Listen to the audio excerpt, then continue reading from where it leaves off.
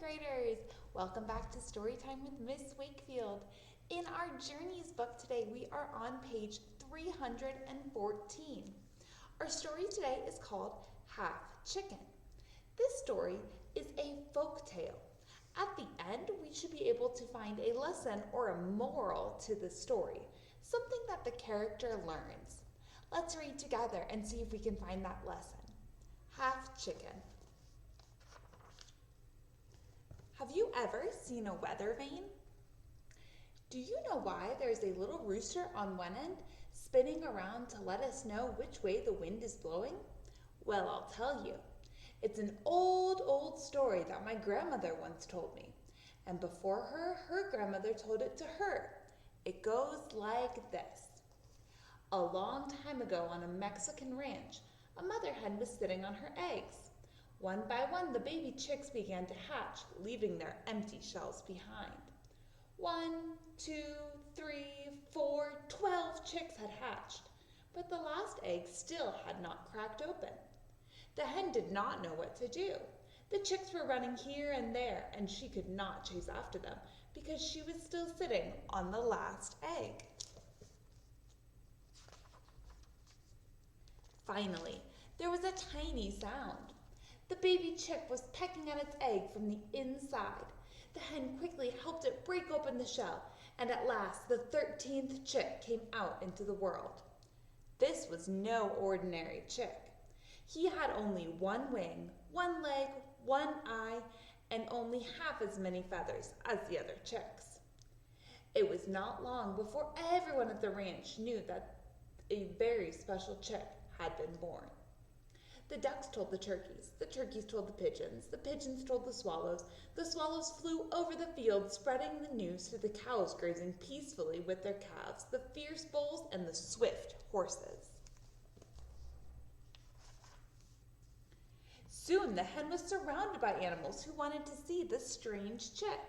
One of the ducks said, "But he only has one wing." One of the turkeys added, "Why, he's only a half chicken." From then on, everyone called him Half Chicken, and Half Chicken, finding himself at the center of all this attention, became very vain. One day he overheard the swallows, who traveled a great deal, talking about him. Not even at the court of the viceroy in Mexico City is there anyone so unique. Then Half Chicken decided that it was time for him to leave the ranch. Early one morning he said his farewells, announcing, Goodbye, I'm off to Mexico City to see the court of the viceroy." And hip, hop, off he went, hippity-hopping along on his only foot.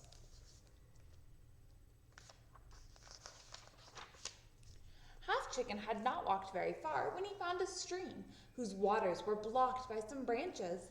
"Good morning, Half Chicken. Would you please move the branches that are blocking my way?" asked the stream. Half Chicken moved the branches aside, but when the stream suggested he stay a while and take a swim, he answered, "I have no time to lose. I'm off to Mexico City to see the court of the viceroy." And hip, hop, off he went, hippity-hopping along his way. A little while later, Half Chicken found a small fire burning between some rocks. The fire was almost out. "Good morning, Half Chicken. Please fan me a little with your wing, for I am about to go out," asked the fire. Half Chicken fanned the fire with his wing, and it blazed up again. But when the fire suggested that he stay a while and warm up, he answered, "I have no time to lose. I'm off to Mexico City to see the court of the viceroy." And hip, hop, off he went, hippity-hopping along on his only foot. After he had walked a little farther, Half Chicken found the wind tangled in some bushes. "Good morning, Half Chicken. Would you please untangle me so that I can go on my way?" asked the wind. Half Chicken untangled the branches, but when the wind suggested that he stay and play and offered to help him fly here and there like a dry leaf, he answered, "I have no time to lose. I'm off to Mexico City to see the court of the viceroy." And hip, hop, off he went, hippity-hopping along on his only foot. At last he reached Mexico City. Half Chicken crossed the enormous Great Plaza. He passed stalls laden with meat, fish, vegetables, fruit, cheese, and honey. He passed the Perena, the market where all kinds of beautiful goods were sold. Finally, he reached the gate of the Viceroy's palace. "Good afternoon," said Half Chicken to the guard in the fancy uniform who stood in front of the palace. "I've come to see the Viceroy." One of the guards began to laugh.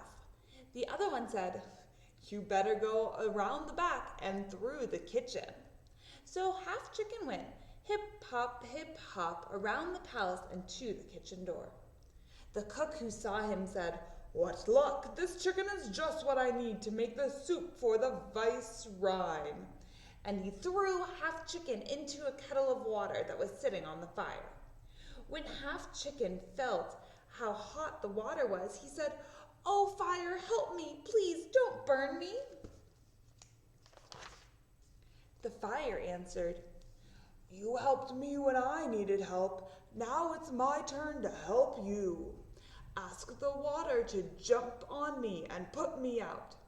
Then Half Chicken asked the water, "Oh, water, help me. Please jump on the fire and put him out so he won't burn me."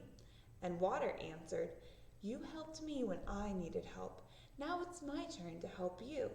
And he jumped on the fire and put him out. When the cook returned, he saw the water had spilled and the fire was out. "This chicken's more trouble than he's worth," exclaimed the cook. "Besides, one of the ladies in waiting just told me that the Viceroy doesn't want any soup. She wants to eat nothing but salad." So he picked Half Chicken up by his only leg and flung him out the window. When Half Chicken was tumbling through the air, he called out, "Oh, wind, help me, please." The wind answered, "You helped me when I needed help. Now it's my turn to help you." The wind blew fiercely and lifted Half Chicken higher and higher until the little rooster landed on one of the towers of the plaza.